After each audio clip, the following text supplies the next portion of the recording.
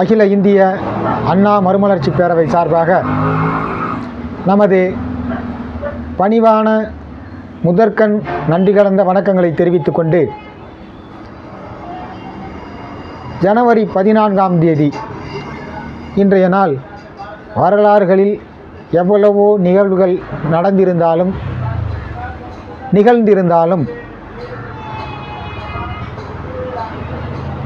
இன்றைக்கு தமிழக மக்களும் தமிழர்களும் ஒரு மறக்க முடியாத ஒரு நன்னாளாக இந்த நாளை அகில இந்திய அண்ணா மறுமலர்ச்சி பேரவை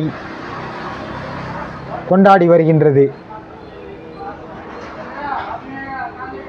இதை ஏன் நாம் கொண்டாடுகிறோம் என்று கூறினால்,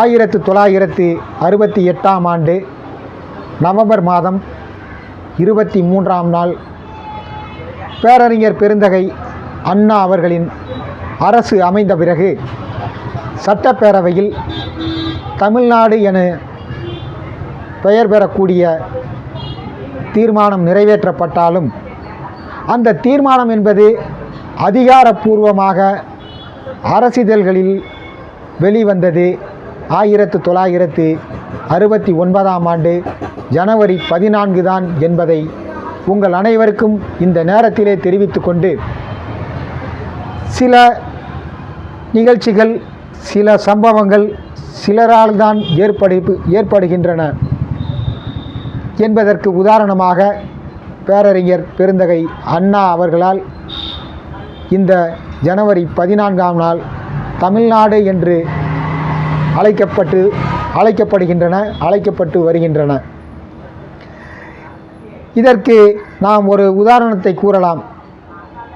அதாவது, மாமல்லனுக்கு பிறகு மாமல்லபுரம் தோன்றியது.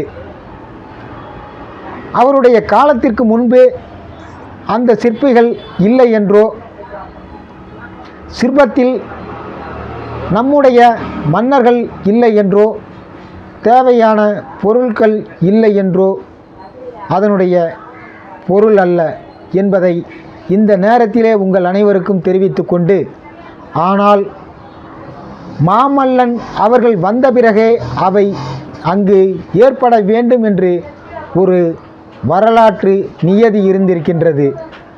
அதை போன்றுதான் தமிழ்நாடு பெயர் மாற்றம் கூட அல்ல, பெயர் பெற்றிருப்பது பேரறிஞர் பெருந்தகை அண்ணா அவர்களின் அரசு.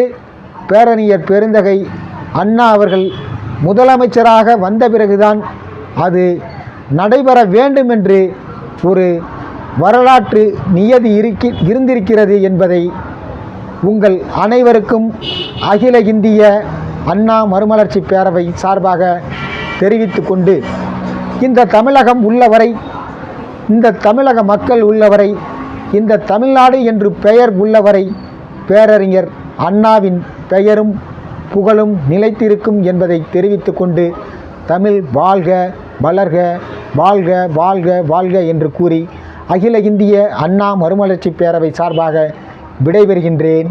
நன்றி, வணக்கம்.